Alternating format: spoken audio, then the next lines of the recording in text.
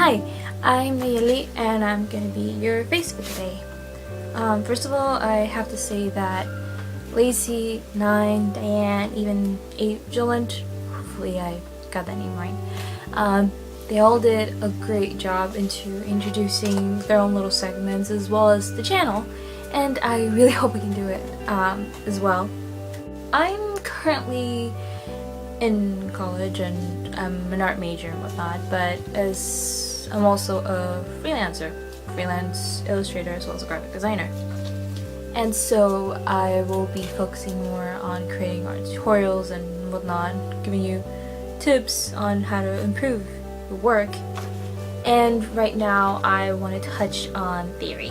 Now the reason why I'm touching theory first is just so you can have like a little bit of knowledge, of something you really enjoy, whether it be as a hobby or as a career. It'll be also an idea. It's also a great idea to know what you're doing and how you're doing it. Now, the theory that I'm going to be discussing about is the principles and the elements of design. Now, I'm pretty sure that if you've taken any basic art class, I'm pretty sure you've heard about these, at least have touched upon it and whatnot. And so, what are these things?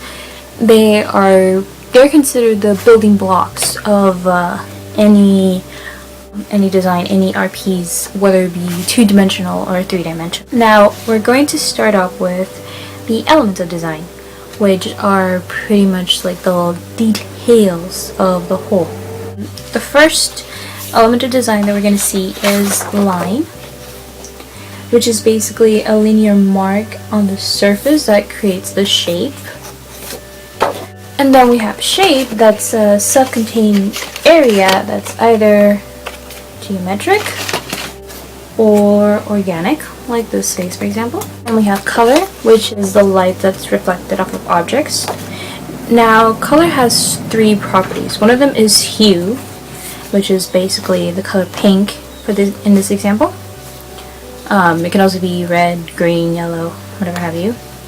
And then we have intensity, with how bright or how dull it is. In this case, it's pretty bright. And last but not least, we have value, which is basically how light or how dark the color is. In this case, it's pretty light on this area, which is kind of like blue, almost white. And then we have like a really... well, the camera is reading it a little bit light, but it's a dark blue. Then we have size, which is the variation of the objects, the lines, the shapes, and how they occupy the space.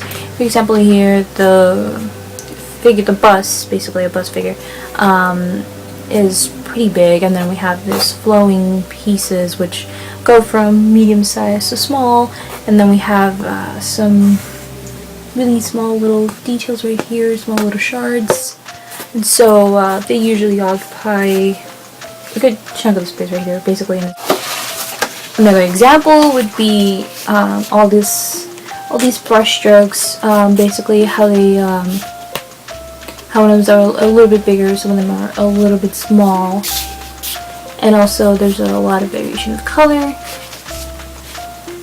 and as well as these little white brush strokes. Some of them are pretty big, and some of them are kind of small-ish. We have texture, which is the surface quality of the object. It can be smooth and glossy, like this photograph right here, or we could have a rough texture, just like this one right here that's used as frame.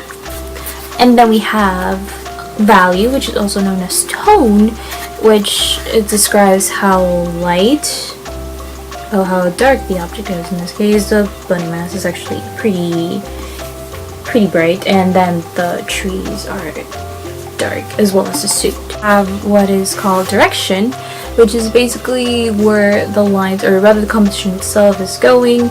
For example, with these lines, they're going diagonally, but it also means that the lines can go horizontally or vertically, depending on what you choose.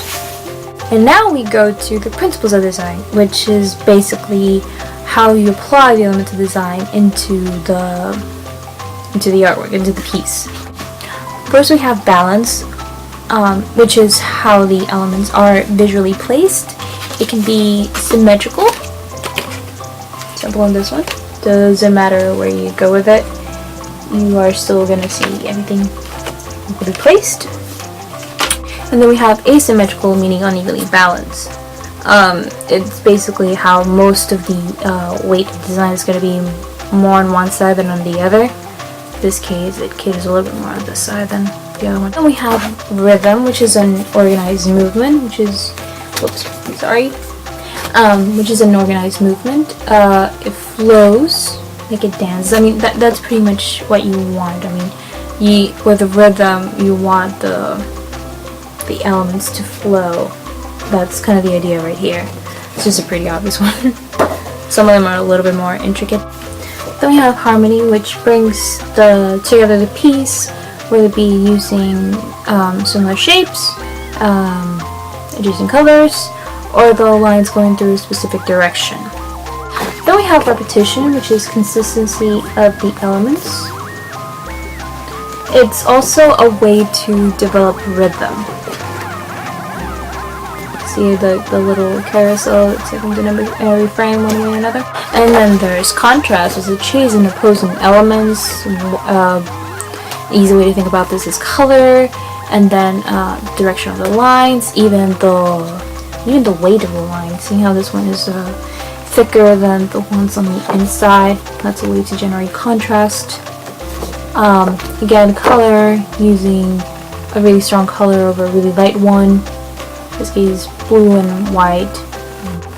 I have to admit, there are many more concepts you can look on the internet. These are the main ones that I was taught, and also the ones that I saw on the internet. I mean, usually almost everyone agreed with. I mean, they are a little bit tedious to learn for the first time, and not only that, these elements and principles, they're not just they apply to every piece. I mean, you can have lines, you can have shape, you can have size in one single piece, you can have harmony and rhythm in the same one, except ones will stand out more than the other. Just keep in mind about that. And if you have any questions, you can comment below, or if you want to add more concepts that you think that could help out other people, that'll be great as well. I just hope you had fun, or at least tried to understand these concepts, because I understand they can be a little bit overwhelming the first time, but the more you learn about them and the more you apply them to your work, you'll do better. You'll do great. Don't worry about it.